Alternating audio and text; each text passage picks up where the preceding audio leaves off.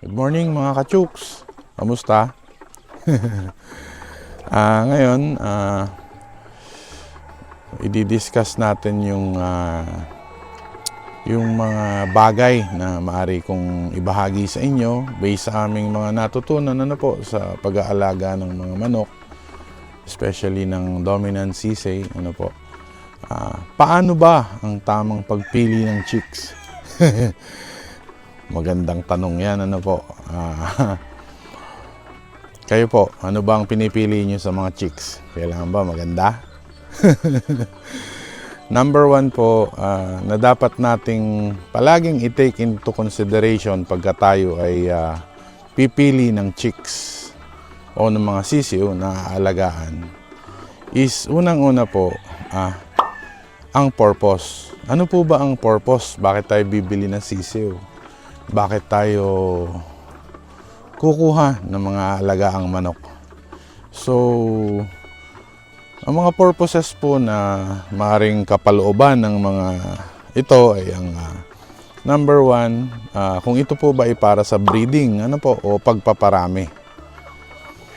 So, kung tayo po ay papasok sa breeding o pagpaparami, ang maaari po nating kunin ay mga parent stocks. Kapares po sa amin, we have dominant sisay parent stocks. Imported po sila from Czech Republic. Dadating sila dito sa Pilipinas ng 1 day old. And they are being distributed and solely distributed by Dominant Asia Pacific. Sa pagpili po ng parent stocks ay marami po kayong choices. Hindi lang naman po nag-iisa ang dominant sisay. Pero sa Pilipinas po, sa pagkakaalam ko, ay sila pa lamang po ang nag-alok o nagbukas ng pintuan para sa mga smallholder farmers. Napakaganda kasi magkakaroon tayo ng access sa magagandang palahiing manok. But you have also your choice kung ano po ang pipiliin natin, kasi dominant sisay naman po is programmed for eggs and meat production. Dual purpose sila. So, nasa sa inyo po. Kung nakikita ninyo, naging maganda ang takbo ng aming programa, maaari po ninyong gawin at maaari po ninyong simulan sa inyong area. So, ang second po na tinitingnan ko sa pagpili ng chicks, kailangan po yung genetics. Kailangan matatangkad. Magaganda tindig. Hindi po. Ibig ko sabihin po sa pagpili ng genetics, malalaman po kasi natin ang genetics or makakatiyak tayo na maayos ang genetics kung ito po ay nanggaling sa isang reputable company na nagpo-produce ng mga production birds. Production chickens. Makakasiguro po tayo dahil ang mga kumpanya pong ito ay may mga testing na ginagawa and meron pong mga pag-aaral to maintain yung kanilang claims of production. If they are claiming 280 to 306 eggs a year being produced by a single layer hen. And yung growth parameters ng meat, kung tayo po ay nasa tamang genetics, napakaganda po ng ating meat production. Hindi naman po sa pagmamalaki, Hindi naman po sa pagbubuhat ng sariling bangko. May mga growers po ako, nagsimula po sila kaunti lang. Sila po yung mga nag-grow ng layers at ng mga meat. Pero sa loob po ng 2 taon na nag-grow sila, nakita ko po ang kanilang paglaki, ang pagyabong ng negosyo dahil tama pong genetics ang kanilang napagsimulan. Sa tamang genetics po kasi we can always have a parameters ng production. Good genetics company can always provide true and correct claims sa kanilang mga produce. Meron din po tayong mga ibang kasamahan sa pagmamanukan na iba rin yung parameters na tinitingnan nila sa pagpili ng mga pampalahi or breeders. Meron po tayong mga kasamahan sa industriya ng game foul. Meron tayong kasamahan sa industriya ng heritage. Kaway-kaway sa mga tropa dyan sa heritage, ano? Mga gwapong-gwapo natin kasama sa heritage. Meron din po silang mga parameters paano sila pumili ng magiging parent stocks nila. Pero itong isinishare ko po ay base po sa aking mga natutunan sa Dominant CSA program. Ano po?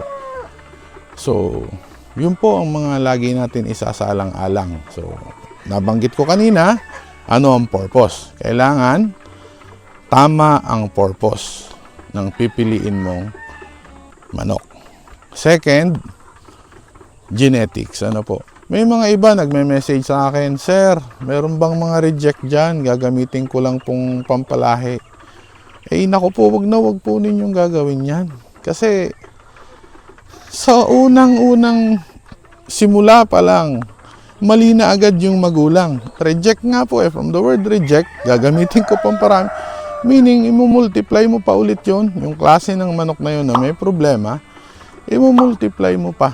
So, kung tayo po ay nagsisimula at mali ang ating pagsisimula, napakalaki po ng epekto. Napakasakit sa bulsa po pagka mali ang ating simula. Ako po ay nag-aalala sa iba nating mga kababayan, especially yung mga nagme-message sa akin, mga kaibigan nating OFWs, ano po, na bibili daw po sila ng 5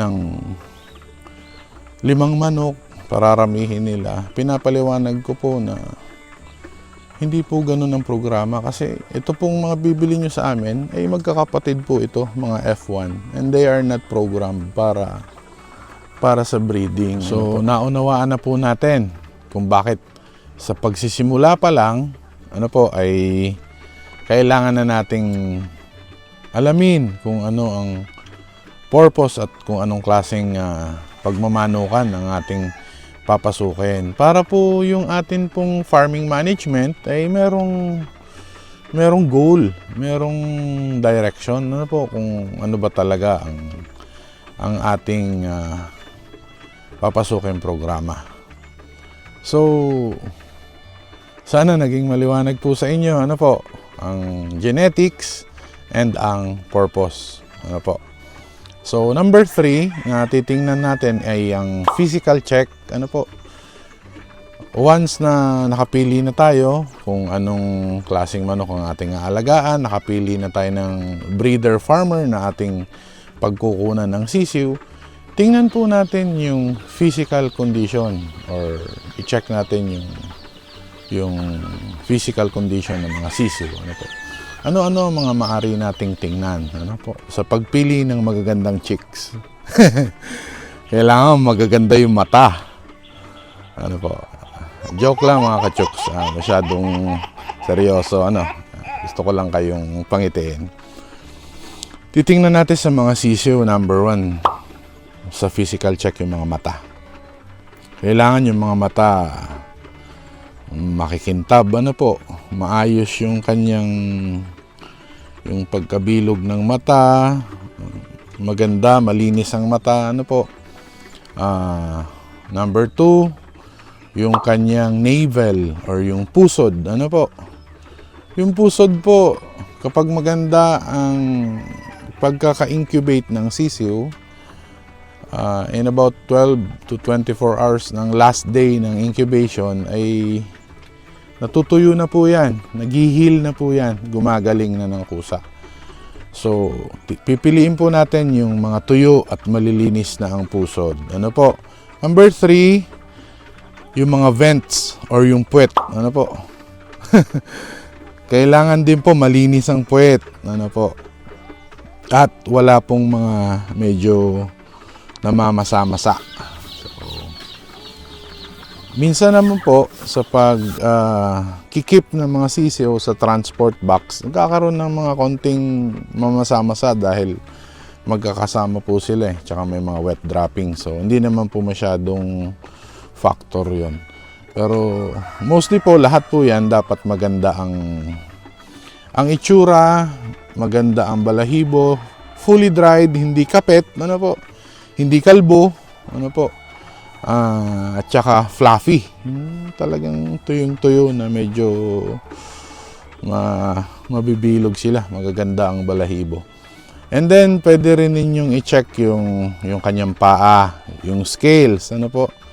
Kailangan shiny and dry yung kanyang mga kaliskis sa paa.